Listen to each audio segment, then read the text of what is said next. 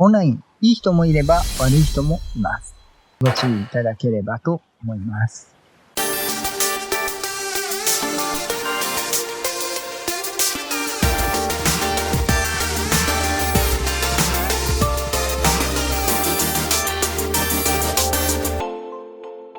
はいどうも、しんです。本日もアークサバイバルエボルブドをやっていきます。本日はですね、前回に引き続きアークを楽しむ上での注意点のご紹介となります。今回はオンライン編。オンラインですね、公式非公式とあるんですが、非公式の場合ですね、サーバー主さんが設定されているルールなどもあると思うので、基本的にはサーバー主さんに参加の際にご確認いただいたりとかしていただければと思うんですが、今回のご紹介、公式ベースのお話ではあるんですが、共通するところもあるかと思いますので、ぜひご確認いただければと思います。あと足りない部分っていうのもやはり出てくるかと思いますので、その面ですね、ぜひ有識者様からのご協力のもとコメントいただければと思いますので、追加情報ですね、よろしくお願いいたします。普段ですね、アークについてトラップであったり、建築動画、冒険動画、ニュース速報的な情報発信であったり、チュートリアルなどもお送りしておりますので、ちょっとでも面白かったよとか、役に立ったよとかございましたら、ぜひ高評価、チャンネル登録よろしくお願いいたします。あと、Twitter の方でも随時情報共有や配信投稿情報、動画で使った資料の配布、リクエストや相談も受け付けておりますので、Twitter の方でもフォローよろしくお願いいたします。では本編どうぞ。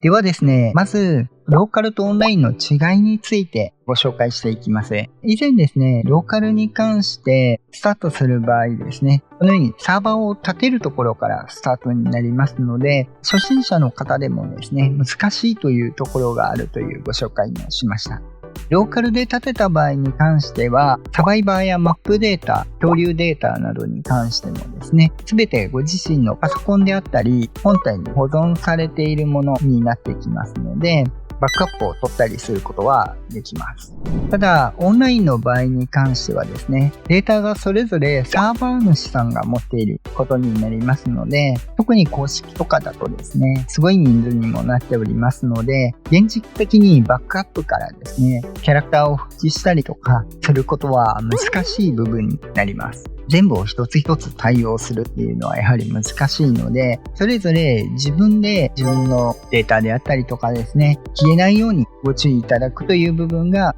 必要になってしまいます。その上も含めて今回ご活用いただければと思います。一応初心者さんでもですね、サーバー設定すでにされているので、比較的ローカルよりも始めやすいものになってます。公式もおそらくあると思うんですが、公式の方でもですね、ちょっといつ頃できたのかわからないんですが、いつの間にかビギナーサーバーみたいなものもできているようなので、そちらもご活用いただければと思います。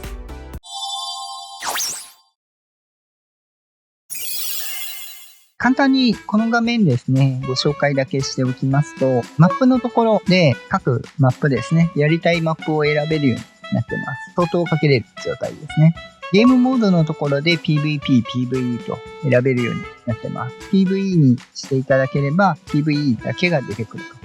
ということになります。この相当順に関してはあまり気にしなくていいと思います。初めて参加される場合とかはですね、参加者人数とかピングとかですね、あくまで今ログインしている人数なので、実際どれぐらいされるかはよくされる時間帯で参加者どれぐらい入ってるかを見ていただくのが割といいかと思います。時間帯によって違ってくると思いますので、この下のあたりですね、公式選ぶ場合になってくると思うんですが、モッドありのセッション組むとかですね、プレイしたところお気に入りっていうのもつけれるので、お気に入りでピックアップすることができますので、普段するところですね、自動的にいけます。ただ、サーバーを選ぶときとかにしてしまうと、後でお気に入り外さないといけないんですが、一応これはつけといていただいた方がいいです。後ほどご紹介します。セッションフィルターに関しては、それぞれお気に入りとかですね、しといていただければ、普段お気に入り入れているサーバーで出したりとか、あと自分のサバイバーっていうのでですね、自分のサバイバーがいるところで検索かけれたりしますので、ご活用いただければと思います。最後にプレイしたセッションに参加っていうのを選んでいただければ、最後のところに出たりしますので、ご活用いただければと思います。ちなみにお気に入りの追加はここで選んでお気に入り追加ですね、できますので、ご活用いただければと思います。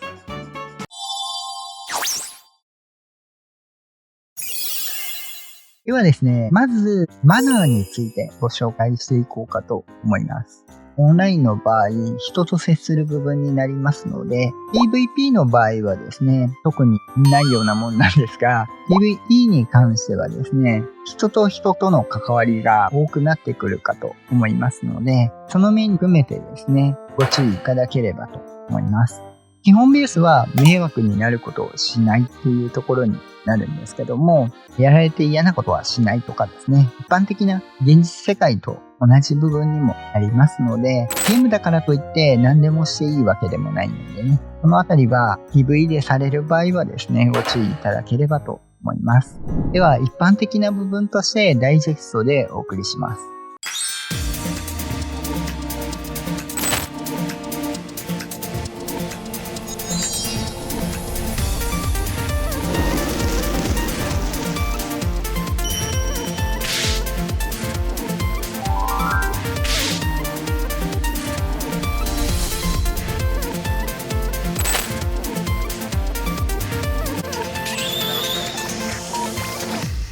以上となります。パッと思いついた部分でもありますし、一般的な部分でもあるので、他にもいろいろ細かいところあるとは思うんですが、そこも含めてご注意いただければと思います。簡単に補足だけしておきますと、スポーンエリアに関してはめったにないんですが、たまに変わる場合があります。特に新マップとかですと。なので、その部分に関しては拠点建築してしまう場合とかもあると思うので、最悪の場合は出れるようにしていただければと思いますので、ご注意ください。場合によっては消去される場合もあるので、あと湧き潰しや卵、ビーバーダムなどに関してはですね、もちろん人の迷惑にもなるんですが、自分も困る部分になりますので、そのあたりもご注意いただければと思います。土地確保とかですね、何か見つけた、恐竜見つけたとかに関しても、基本ベースとしては早い者勝ちだと思ってください。で、その上で、交渉したりとかですね、少し土地開けてもらったりとかいう部分もあるんですが、恐竜に関しては見つけたという部分よりは、始めた基準を取っていただければと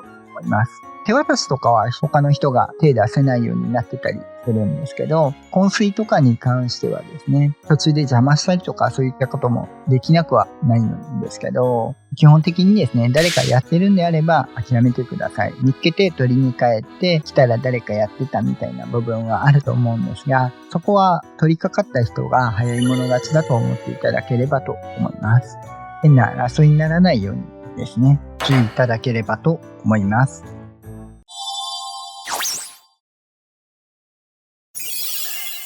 続きまして、オンラインサーバーに入って、まずすべきことになるんですが、このようにですね、トライブ管理っていうところがあります。これを押していただきますと、このようにですね、トライブが組めます。一人でも。名前は自分で付けていただければと思うんですが、これに関して、ここに普段見られるトライブログっていうのがあると思うんですけども、ここにルールっていうのがあります。ここ切り替えていただくと、それぞれ所有権とかの設定ができるようになっています。これにあたって、それぞれですね、このように初期設定されている部分はあるんですけども、まず生物の所有権、トライブ訓練する場合に、それぞれトライブルールとかもあると思うんですが、最初ソロでやってたりとかですね、基本的にはですね、個人所有、個人のみ記帳化、テーム設定に関しては、個人用テーム、建造物の所有権に関しても個人所有、個人のみアクセス管、個人所有になっていればいいです。すべて個人用に設定をしておく。ロック関係はいいと思うんですけど、この所有権破棄ですね。その辺はいいんですが、この上3つに関して個人所有にしておかないとですね、例えばソロでやってて何かボス攻略とかでですね、同盟でいいと思うんですけど、何かでトライブを組んだよってなった場合、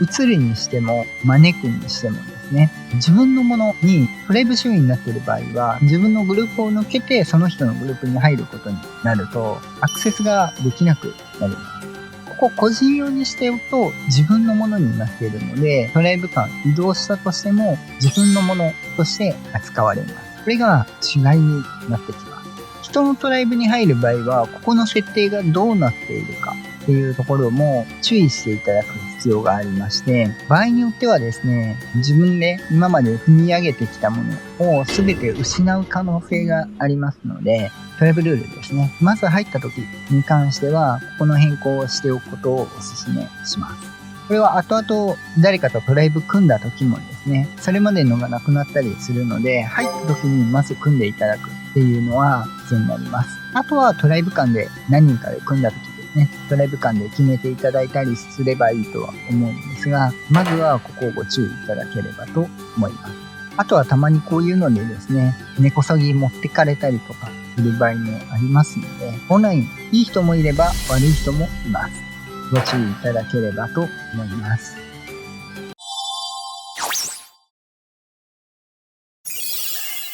アグに関してですね、いろいろタイマーっていうのがあります。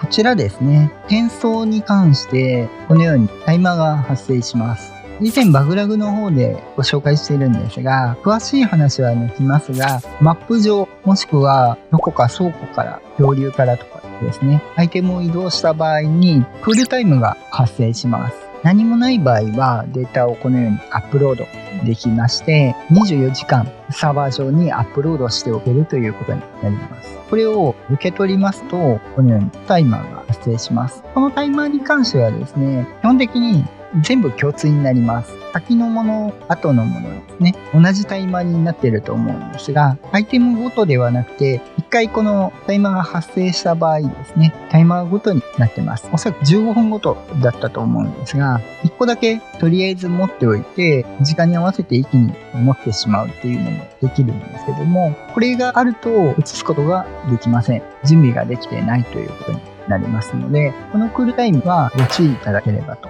思います。公式の場合、別のサーバーに旅立つ場合に関して全部転送できるんですが、このタイマーが終わってないもの、クールタイムのものはその場にドロップしてしまいますので、特にご注意いただければと思います。後ほど詳しくご紹介させていただきますね。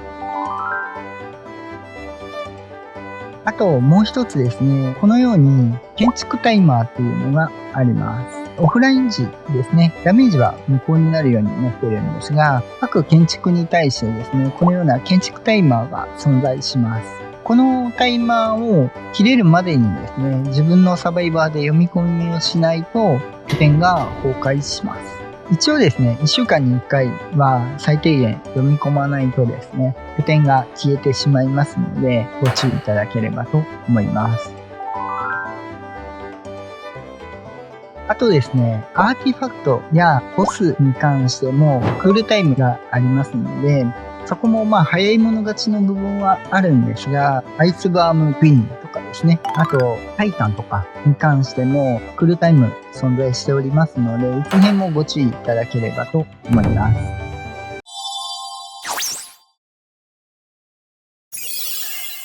続きまして、サーバーに関してなんですが、サーバーに関しては人数制限があります。通常公式の場合だいたい70になってるんですが、非公式サーバーの場合はその状況に合わせてになっていると思うんですけども、それを超えた参加者は基本的には参加できなくなります。70人しかサーバーに同じタイミングで入れないだけなので、それ以上に生活している人がいる場合もあります。時間帯がずれて人気イベントのタイミングとかですね、新マップとかに関してはサーバーに入れないっていうところが発生する部分もありますので、ご注意いただければと思います。位置ずれっていうのもあります。基本ですね、注意する点としては、一番注意しないといけないのは、ログアウトをするときです。基本的には、ログアウトする場合、椅子に座ったり、ベッドに寝たりするとですね、サバイバーの位置が建築物に固定されますので、ログアウトしたりするときは、特にですね、置いといていただければと思います。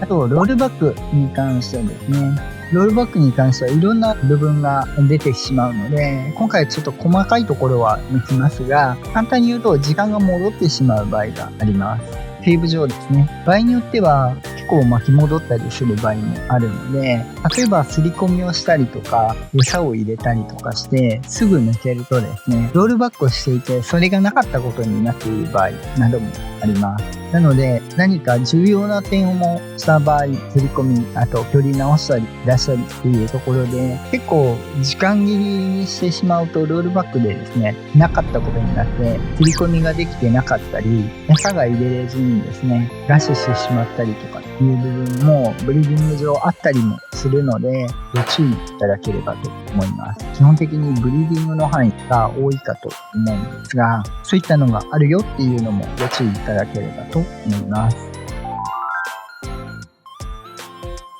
そうですね、サバ落ちに関してなんですが、サバ落ちをした場合、パターンとして自分が通信上落ちている場合と、完全にサーバーが落ちてしまっている場合と分けれるところもあるんですが、サーバー落ちている場合は全部落ちてるんで、サーバー復帰するまで入れないっていうところはあるんですけども、自分が単純に通信切れとかで落ちてしまった場合とかに関しては、サーバーは生きてるんで、そのまま入れそうなんですけど、状況によってはですね、サバイバーの体が情報として残っている状態のまま落ちている場合があります。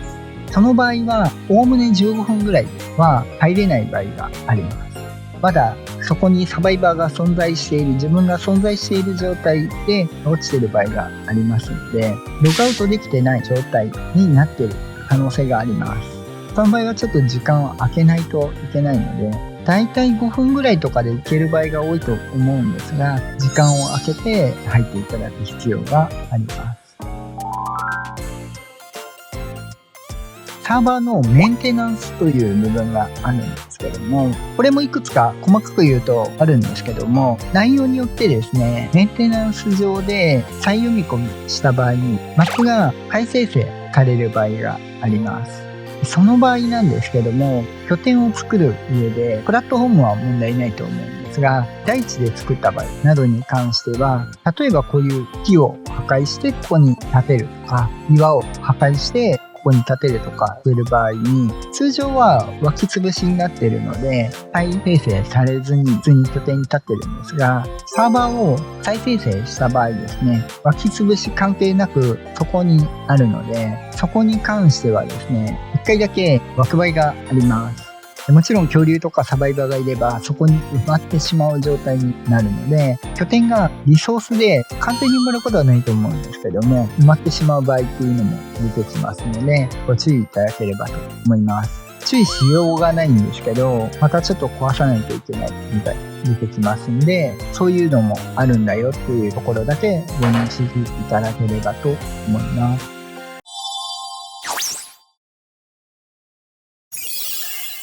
ではですね、続いて転送についてなんですが、公式の場合ですね、このように転送に関してローカルと違ってアイテムを全部持ったままですね、移動することができるんですが、一応先ほどのこの転送タイマーですね、起動している場合、この分は転送ができないので、ドロップすることになってしまいます。なので、ここに関してはですね、一旦タイマーないかご注意いただかないと、場合によってはその分だけその場所にドロップしてなくしてしまうっていうこともありえますので、ローカルと違ってその場に落としてもですね、他にサバイバーがいれば時間は進んでしまって消失するっていうことになりますので、ご注意いただければと思います。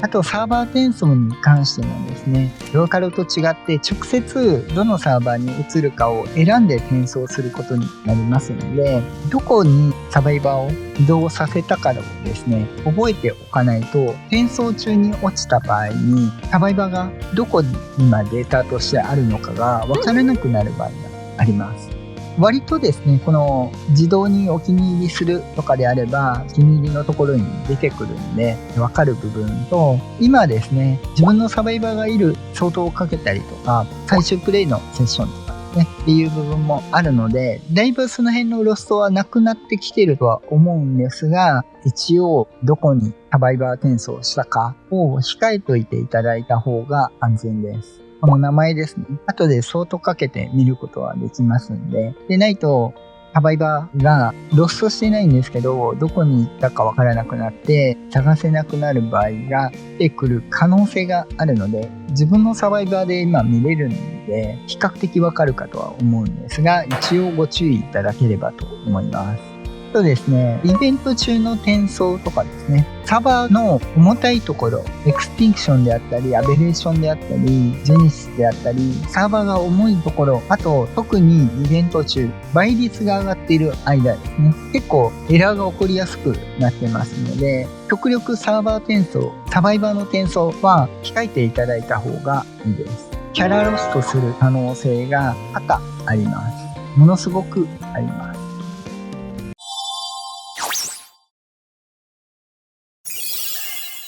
サバイバーロストに関しては、基本的に復帰は難しいかと思うので、なくさないようにしましょう。あと、拠点ごとなくなってしまうので、できるだけですね、予備のサバイバーをトライブに入れて、最悪キャラロストしても別のサバイバーで対応ができるようにしておいていただいた方がいいです。ただ、ソロの場合ですね、同じところにキャラクターとして入れません。同じところでキャラを地域で作ってしまったり、今のように転送で入れてしまった場合ですね、転送したキャラクターが上書きされて、前のキャラクターは消失します。なので、そこもご注意いただければと思います。同じサーバーに同じアカウントのサバイバーは存在できなくなってますので、上書きされてしまいますので、転送時特にご注意いただければと思います。始めるときはそんなに問題ないと思うんですが、転送をするときはですね、上書きの部分もあるので、複数サバイバーを持っている場合は、どこのサーバーにいるかっていうのは注意しないと上書きで消してしまう場合がありますので、そこもご注意いただければと思います。ソロの場合ですね、複数のキャラクターをトライブ組むっていうのが一人ではできません。最悪の場合は自分でですね、サブアカ作って組むっていうのも一つの手段ではあるんですけども、そこも難しい場合はですね、誰かしらちょっと協力いただける、信頼できる、協力できる方を一旦トライブに入れて、別キャラクターをそのトライブに入れるっていう形を取っていただければ、とりあえず2キャラ、複数のキャラクターを同じトライブに入れておくことはできるので、そこですね、ちょっとソロの場合はちょっと難しい部分もあるんですけども、対応しといていただくと、最悪キャラロストした場合に関しても、ある程度リカバリーできる部分はあるので、できるだけですね、ソロでされる場合に関しても、信頼できる方を見つけてですね、協力者ですね、を見つけていただいてやっていただいた方がいいかと思います。トライブは各サーバーごとになりますので、別サーバー移動すると、そのサーバートライブ自体は一旦なくなりますんで、設定としてはもうサーバーごとになってますので、ご注意いただければと思います。重要なものに関してはですね、ソロトライブでどこか置いておいてですね、それと別にみんなでトライブで遊ぶサーバーがあった方が、何か事故でですね、事故というか悪い人で恐竜とかですね、持ってかれたりとかした場合もリカバリーができるようになると思うので、バックアップではないんですが、そういった形で自分でですね、うまいことを自分の身を守るっていうリカバリーができるような対処をしておくっていうところが重要にはなってきますので、ご注意いただければと思います。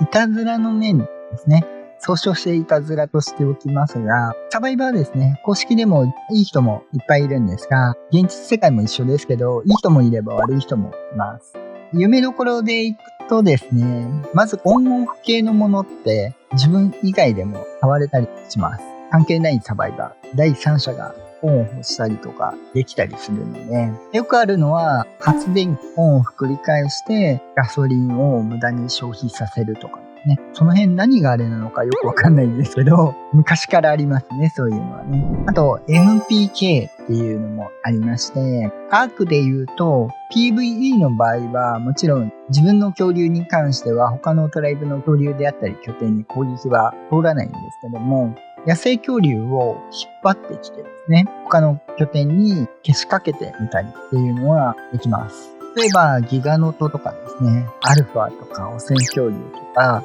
連れてきて誘導してですね、他のドライブの拠点に人を持っていく。もちろん作りによっては攻撃されなかったりはすると思うんですが、庭に入れるようにしたりとかですね、例えば崖から落としてきたりとか、飛行系であればそのままもちろん上から攻撃できますしね、ワイバーンとか連れてきて、そういった部分でいたずらをすると。ここもちょっとどういう考えかよくわかんないんですが、拠点周りで鬱陶しいとか、何か恨みがあるのか、そういった面があり得ます。その辺は外壁作ったりとかは必要になってきてしまうので、拠点建築ですね、ご注意いただく部分にはなってしまいます。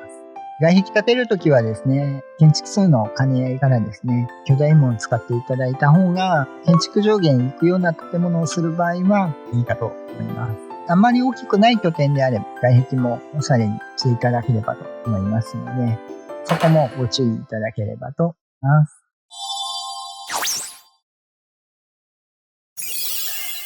はい、ではいかがでしたでしょうか。本日はですね、オンラインでの注意点のご紹介でした。少しですね、コンパクトにキュッとまとめたので、分かりづらい面あるかもしれないんですが、参考になれば幸いです。ちょっとですね、抜けている部分っていうのもあるかと思うんですけども、まずは注意しておく必要がある点ね、ご紹介させていただきましたので、あとはコメント欄とかですね、有識者から情報を寄せられましたら、いっぱいになったらですね、またちょっとまとめてコメント欄であったり、また追加で動画上げたりとかですね、考えてもいますので、一応ですね、コメント欄の方もチェックいただければと思います。では本日は以上となります。普段ですね、アークについてトラップであったり、建築動画、冒険動画、ニュース速報的な情報発信であったり、チュートリアルなどもお送りしておりますので、ちょっとでも面白かったよとか、役に立ったよとかございましたら、ぜひ高評価、チャンネル登録よろしくお願いいたします。あと、Twitter の方でも随時情報共有や配信投稿情報、動画で使った資料の配布、リクエストや相談も受け付けておりますので、Twitter の方でもフォローよろしくお願いいたします。また次回お会いいたしましょう。バイバイ。